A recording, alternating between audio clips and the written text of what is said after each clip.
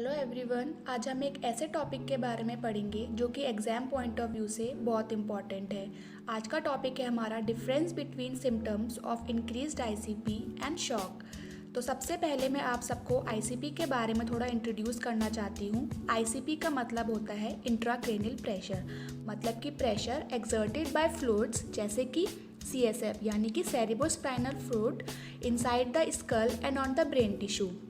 इसकी normal value 5 to 15 mm of Hg होती है और अगर आपसे इसको सेंटीमीटर ऑफ H2O में पूछा जाए तो ये 10 to 20 सेंटीमीटर ऑफ H2O होता है।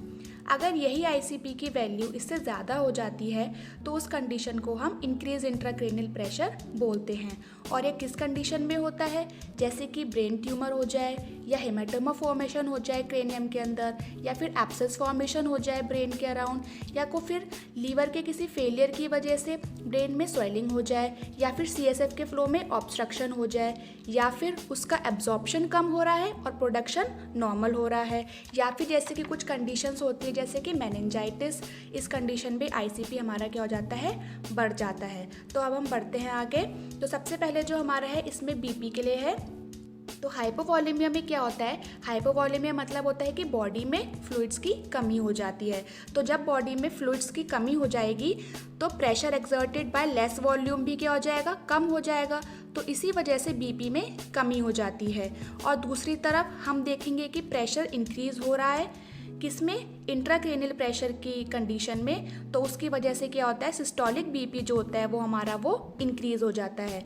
अब आते हैं हम कल पल्स की कंडीशन पर। पल्स में क्या होता है, इनिशियली जब आईसीपी हमारा इंक्रीज होता है तो कुछ देर के लिए हमारी पल्स भी इंक्रीज हो जाती है, लेकिन उसके तुरंत बाद पल्स डिक्रीज होनी शुरू हो जाती है इंक्रीज्ड बीपी को कंपनसेट करने के लिए। वहीं दूसरी तरफ हम देखेंगे कि शॉक की कंडीशन में जब बीपी कम हो जाता है तो उसको कंपनसेट करने के लिए पल्स हमारी इंक्रीज हो जाती है। अब नेक्स्ट आते हैं हम रेस्पिरेशन पर। क्योंकि कशिंग ट्रायड में पल्स डिक्रीज हो रही है तो रेस्पिरेशन भी डिक्रीज हो जाती है, और वहीं दूसरी तरफ शॉक की कंडीशन में पल्स के ज़्यादा होने की वजह से रेस्पिरेशन रेट भी बढ़ जाती है। तो हमेशा याद रखिए कि कशिंग ट्रायड शॉक ट्रायड के एकदम अपोजिट होता है। तो ये थी हमारी आज की क्लास। आगे और ऐसे इंपॉर्टेंट टॉपिक्स पढ़ेंगे हम। तब तक के लिए पढ़ते रहिए और आगे बढ़ते रहिए। Thank you.